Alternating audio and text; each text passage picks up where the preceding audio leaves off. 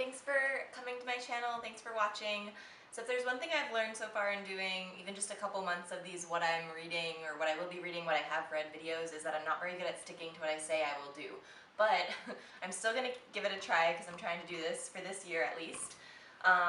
If you haven't watched my other videos, I'll put a link here. You can click through and watch and maybe go back and see what the deal is. But I'm trying to read all books by women this year in 2017. And so I'll just get right into it. For April, I'm having my first book club meeting, which I'm going to try to make a video of. So if you're interested in that, let me know. We're going to read Milk and Honey by Rupi Kaur. I don't have it here to show you because I lent it to a friend who wanted to read it, but I'm going to get it back from her and reread it the day before the book club because it's a really fast, easy read of poems with her illustrations. So it's beautiful, it's moving, it's very easy to read. You can read it in like an hour probably. So that's the first book I'm going to read for sure in April. And I just have a pile of books down here you can't see, but I'm going to go through them. So I'm going to be reading Assassination Vacation by Sarah Vowell. I got this book from the library just randomly. I passed it and it looked interesting. And I'd read her other book about Hawaii called Unfamiliar Fishes, which I liked. I liked it. So I'm actually already 80 pages in, so I'm pretty confident that I can finish this book in April, especially because I have to return it to the library. I've already renewed it like 4 times because it's just kind of like boring to get into. It's a history book. I like Sarah Vowell because she includes her own personal opinion and experience into the story, even though she writes about history. So that's something I like. I've also been reading and hope to either finish or make good progress on this book, The Hour of Land by Terry Tempest Williams. It's a really, really gorgeous book. It's a personal topography of the nation's national parks, which is just really cool. So it has a lot of poetry, but it's also sort of nonfiction. It has some photographs and stuff like that too. So it's just a really gorgeous book, and when I'm in the mood to be outside, I like reading this. So I have a friend in publishing, which is awesome, and she sent me a little care package with a couple books, and one of the books was The Hate You Give by Angie Thomas. And this is a YA title, young adult title, that's been getting a lot of press lately because my friend is an awesome publicist, but also because it's about a 16-year-old who lives in a poor black neighborhood, and her friend, at the beginning, so this isn't a spoiler, gets shot by a police officer.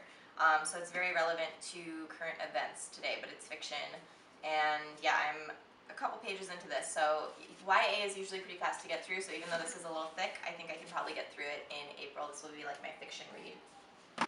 So weirdly, I'm going to be reading 2 poetry books this month, because I say weirdly because I don't normally read poetry. I like poems okay, but I'm not like a huge poetry fan. But this book, Teaching My Mother How to Give Birth by Warsan Shire, is pretty short. Let's see, it is 30 pages of poems, so I'm pretty sure I can get through this in April. It's just like this tiny little booklet. I got it because I heard that this was part of the inspiration for the Lemonade album by Beyonce, which is one of my favorite albums of all time. And it came out in April last year. So I've been thinking about it again, and it's just had a really big influence on me, so I wanted to know more about it and read some of these poems, which supposedly inspired Beyonce, and I think some of these poems might even be in the film, so I'll have to let you know about that. Lastly, I've been saying I'm going to read this book every month for a couple months now, but I really need to read The Badass Librarians of Timbuktu and The Race to Save the World's Most Precious Manuscripts by Joshua Hammer. Not a book by a woman, but I'm reading this for school, and I really need to do my presentation on this. But to be honest, this book is really boring, which is why I haven't read it. I'm at page 42, and I've been trying to get into it for a couple months now, but I'm just not into it. And it's just totally coincidental that the one book by a man that I'm trying to read is just like, ugh, but it's not about, actually it is about men, now that I think about it. That's weird.